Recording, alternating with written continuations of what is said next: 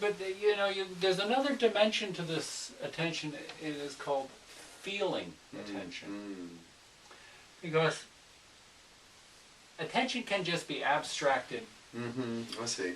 to a thought, and so part of when you get into these higher levels, you're no longer just dealing with mind. You're dealing with feeling. I'm no longer just within, as mind, person, self, dot, inside. Right, this dot, this kind of point. Point, yeah, which I basically think is right behind my eyes. Exactly. Exactly. Yeah, I love in the Method of the Siddhis, he talks about how that point, the context of experience, all combined with the withdrawal from relations, self-contraction, create, that not creates, but reinforces that illusion of I here. So that dot. Dot I. Dot I. Dot your I. Dot your I's and cross your T's. But see, one of the things that you really have to kind of deal with all is this, that all of this all this higher level stuff is feeling attention.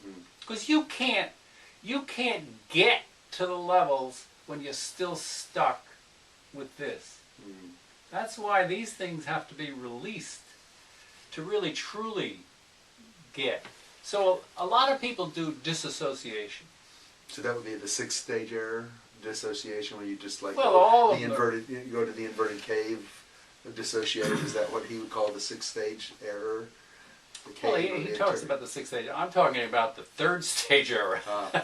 Thinking. Oh, I see. They're in a 6th stage place because they haven't even gone beyond. They're still they're just in the dot. I see. They're not in feeling. They haven't even got to the 4th stage of life. They're just abstracted. They're completely out. This is just mind. This is mind. So you're talking bullshit spirituality here. We're talking about the talking to school. We're talking about the moody blues. The thinking is the best way to travel. This is the moody blues. Turn on the moody blues and smoke your dope and go for it. See you in a few years. We'll see you for lifetimes. You can do this shit for lifetimes. Yeah, you can do it for a long time. Yes, no doubt about this. Because you can be satisfied at any level. You can be satisfied at the dog level. I'm reminded now of Kierkegaard, who said at the beginning of the 19th century that time is only a tension we add to this moment. That's why you call it past tense, future tense, present tense. So that tension that you add is attention, as you would say. And in physics, they say time is the measurement of movement. And so mind is movement. It is always moving. It's moving to objects, it's moving to things, it's moving to perceptions, it's moving to thought. Mind moves. That's the nature of mind.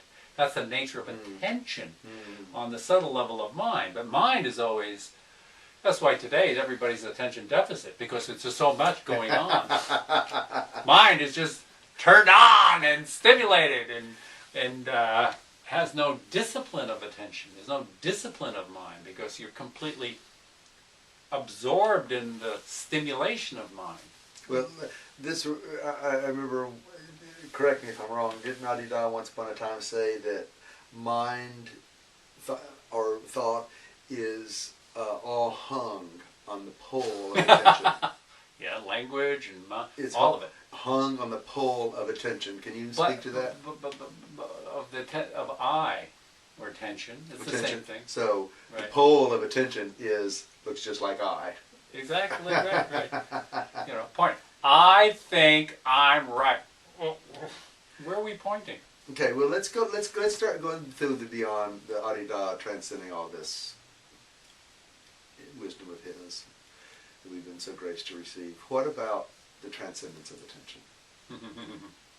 What about? Well, I know that like in the Upanishads, they talk about the koshas. You have the body kosha, and then there's the subtle kosha, which includes and yet transcends that. And you have the monomai kosha, clever mind, which transcends and includes both subtlety, both etheric and body. Then you have the vijna, cutting sharp, razor sharp, higher mind, which transcends and includes everything before that, until you arrive, as it were, till you cut through that till you get to bliss itself.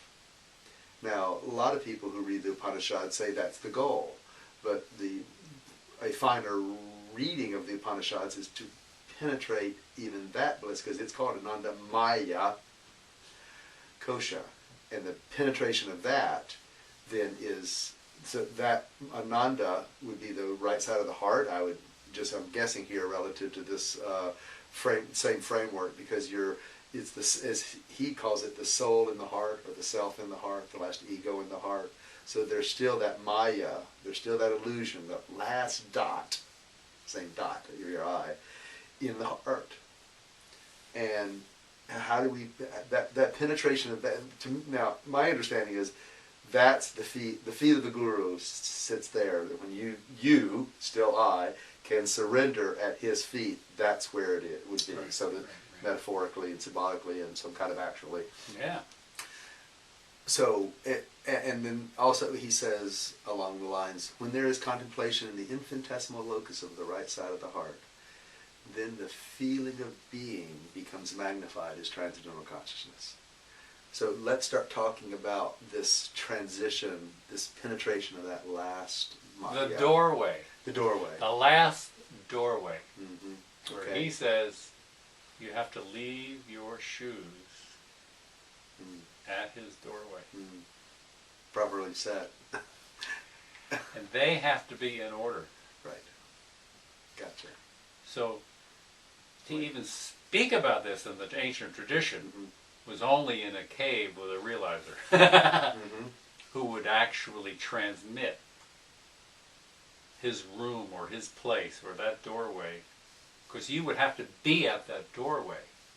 You can only come to the doorway when your shoes are in order. When your shoes are in and order. Your head is and your head is at his feet. And your head is at the feet. That is. So that you're still I. There's still attention. And you know that. And you know and that. And you know you are absolutely convicted in a double bind circumstance. But you're rested in the heart.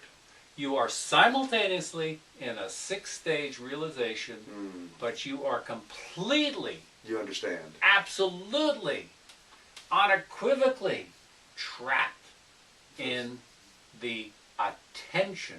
Right.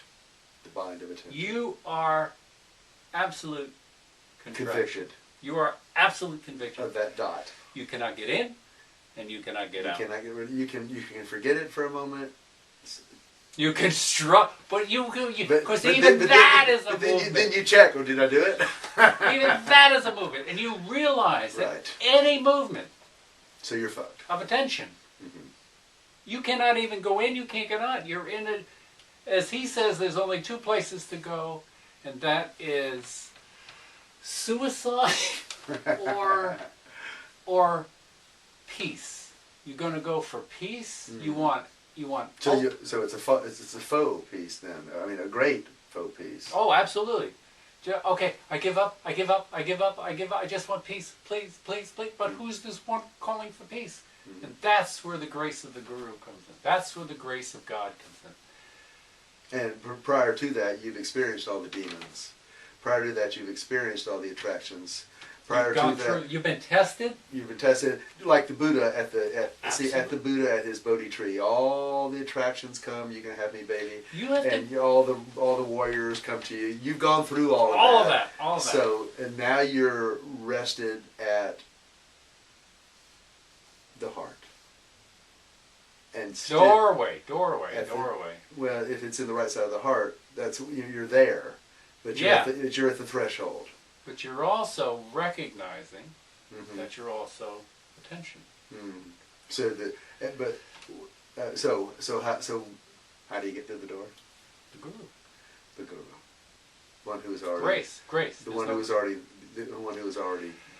The only one who can take you there, so to speak, and we're only speaking metaphorically, is the one who's there.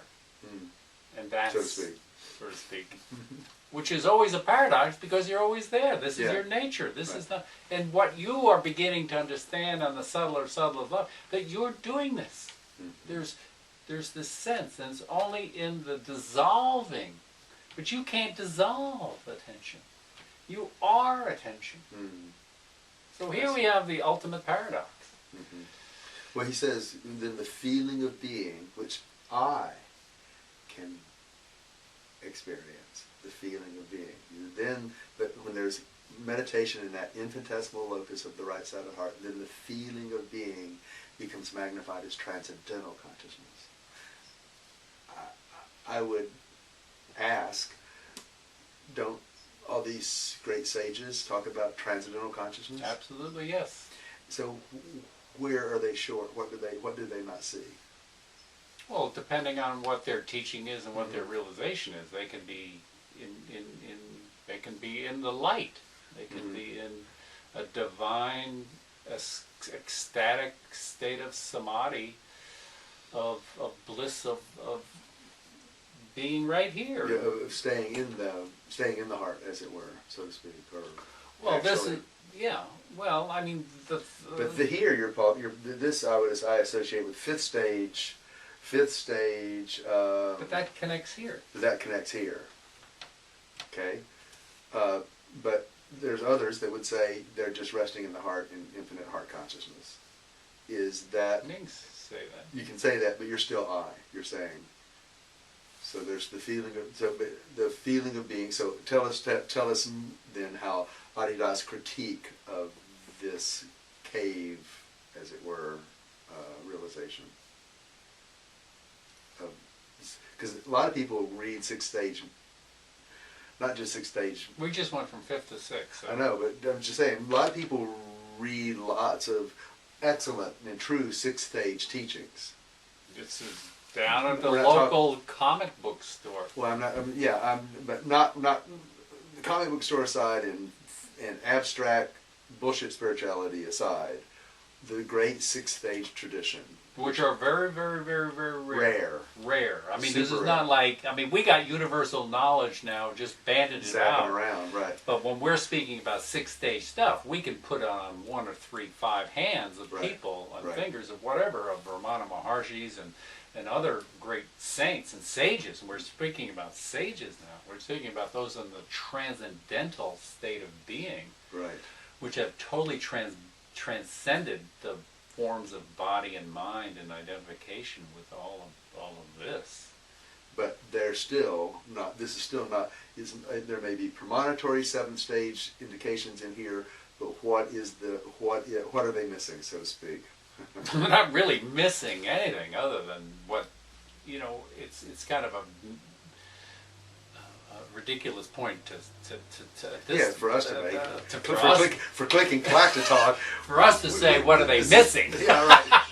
Right, exactly. Yeah, well, that's why we're called click and clack. So, but for Adi Da's, to illuminate Adi Da's great gift here, not for, we're in no position to critique. Right. No critique here. But he has something to say about this. Bet he does. And that is different. Completely different. Completely different.